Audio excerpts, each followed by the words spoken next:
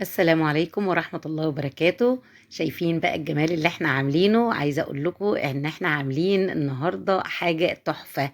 لا تقولوا لي بقى لانشون فراخ، ولا تقولوا لي اي نوع من انواع اللانشون، ولا لحمة باردة، ولا اي حاجة من صدور الفراخ اللي انتوا شفتوها دي.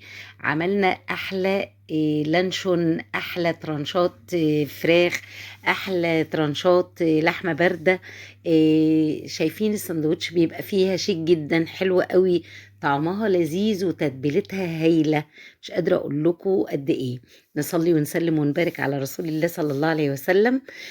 ونشوف الطريقة السهلة قوي، ولا ربطنا ولا عملنا اي حاجة.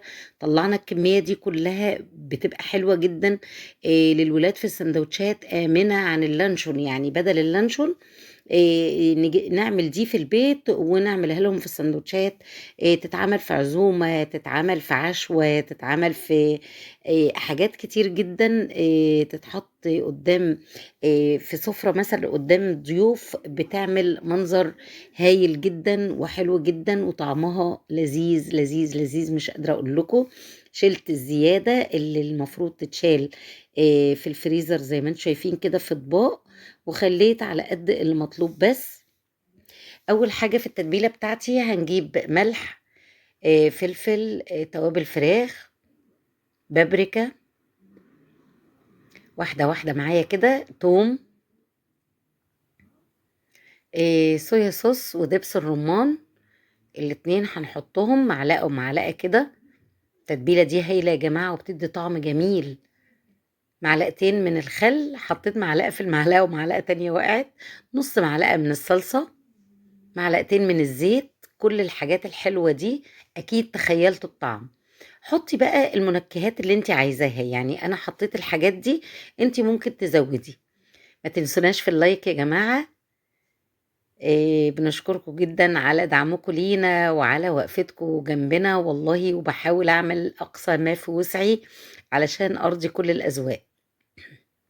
زي ما انتوا شايفين كده، صدرين فرخة غسلتهم كويس قوي وصفيتهم، حتى حطيتهم في التلاجة علشان يصفوا كل ميتهم.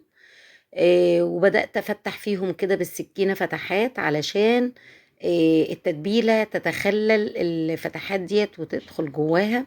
وطبعا بريحة التوم، يعني هي لحمة باردة يا جماعة بس بالفراخ. هنعملها بطريقة حلوة قوي، وكمان على البوتاجاز من فوق كلها من أولها لآخرها. مش هنحطها في الفرن ولا أي حاجة. تبلتها زي ما انتوا شايفين، عملتها بالاسترتش راب، غطيتها بالاسترتش راب، وهشيلها في التلاجة يا إما من الصبح لآخر النهار، يا إما من بالليل للصبح وتشتغلي فيها تاني يوم، وده طبعا أفضل. قلبت فيها كده كذا مرة علشان تاخد التتبيلة بتاعتها. وبعدين جبت مقلاية بقى، حطيت فيها شوية زيت وشوية منكهات بقى، ورق لورا، على حبهان، على كبابة صيني، على عود قرفة.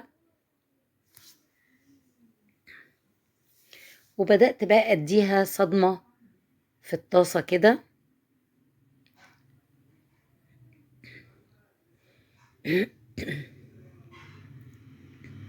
ما نقلبهاش غير لما احس انها خدت لون. لازم تاخد لون، ولون كويس، ما يهمكوش انها تغمق. ده كله بينزل في التسوية. جبت بقى اللي باقي من التتبيلة وحطيت عليه شوية مية سخنة بعد ما خدت بقى الصدمة من ناحيتين، علشان تقفل كل المسام وما تنزلش المية اللي فيها. حطيت لها بقى شوية مية بالتتبيلة اللي باقية كده، وغطيتها ووطيت عليها وسبتها بقى مع نفسها كده. خدت لها تقريبا ساعة على النار، وبدأت تستوي وتبقى زي الفل. شلتها بقى كده من الطاسة بتاعتها وسبتها تبرد. بعد ما سويتها كويس قوي، اللقطة اتعادت تاني. اختبرتها كده بالعصاية الشيش. شلتها بقى وحطيتها في التلاجة لحد ما بردت خالص وبدأت تمسك نفسها، بس ما لحقتش تجمد قوي، كان المفروض تبات في التلاجة او تقعد من الصبح لحد بالليل. اتفاجئت بيها بقى ان احنا عايزينها او ان احنا محتاجينها دلوقتي، فبدأت اقطع فيها. كانت يا دوب قعدت في التلاجة حوالي ساعتين 3 في التلاجة من تحت، مش في الفريزر ولا حاجة. وبدأت اقطعها بقى، وزي ما انتوا شفتوا كده. تابعونا واعملوا لنا لايك وشير. شكرا ليكم، والسلام عليكم ورحمة الله وبركاته. ما ننساش بقى اللايك، ونصلي ونسلم ونبارك على رسول الله صلى الله عليه وسلم.